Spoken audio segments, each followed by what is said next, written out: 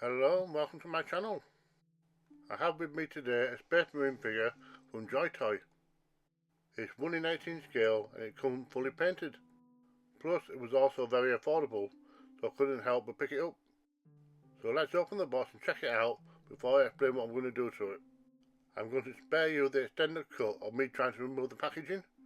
Let's just say this clamshell had a firm grip. So we have a highly detailed, highly portable figure. We also have some alternate hand and weapon options.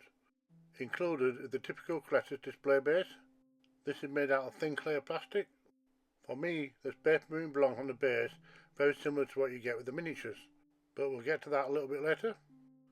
All the accessories are highly detailed, and it's just a matter of deciding what to display them with. Since this figure is going to be on display, I need to pick a pose, and I picked this one because it looked actiony, but as you can see the base it comes with is way too small to display it, so I'm going to make my own. So I use the clay base to make a template, and this is 10mm thick PVC board. I add on another 5mm and cut it out. As you can see, I'm tapering the cut, and this will give me the typical sloped edge. It's a little bit rough, but first I need to check that the figure fits on it, which it does, so now I can neaten it up. There's no shortcuts here, there's plenty of sanding and filing, and eventually it should pass for a scaled up version of a traditional base. And already it looks much better than the clear plastic one. Next, we need to add some detail to it. So using my box of offcuts, I need to make some piles of rubble, along with smashed up, barely recognisable buildings. So using PVC cement, I first attach this piece of pipe. This is essential as it's going to allow my marine to stand up, and that way I can hold a more dramatic pose. Then it's just a matter of cobbling some other pieces together until they take shape. You can either use reference material or just make it up as you go along. I made a couple of broken up wall sections. I'm going to insert a piece of acrylic to represent some broken glass later, but for now I've covered the base in glue and I'm sprinkling on some little broken bits, and that gives me my smaller pieces of rubble. I've kept spaces clear for the feet, otherwise it won't stand. Next I spray it with some grey primer so I can start painting.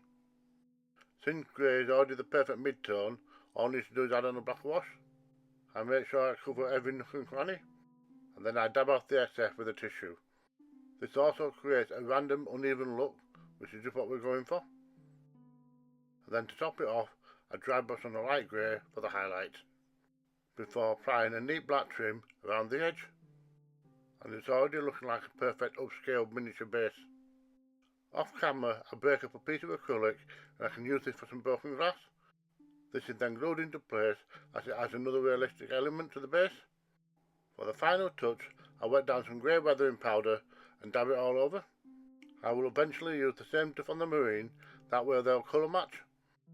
And speaking of the marine, he also needs a little bit of work doing. And I start off with a panel liner to help bring out some details, as well as enhancing the depth. You could go to town on this, but I just opted for some subtle improvements. You could even, if you wanted, create battle damage, but I couldn't harm such a figure. But I do add some highlights with this light blue, and that's gently dry brushed on anywhere where there's a raised edge.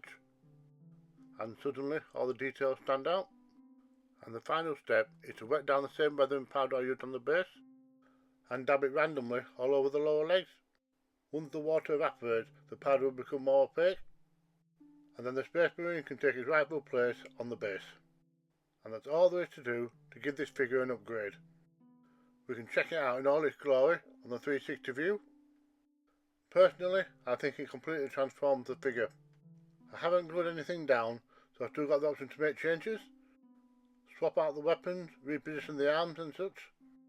Personally, I do quite like the added touch of that broken window, which is something which is much trickier to add for the miniature version.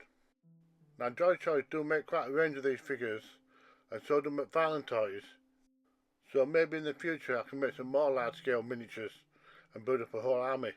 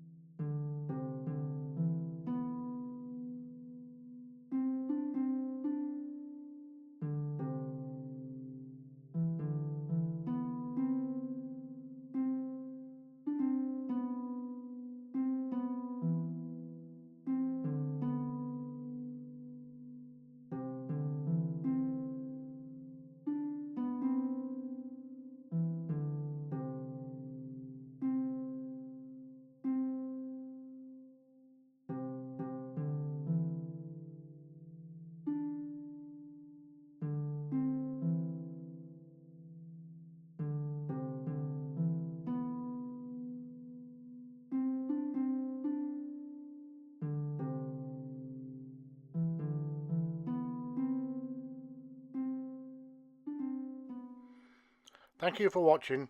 Don't forget, if I can do it, so can you.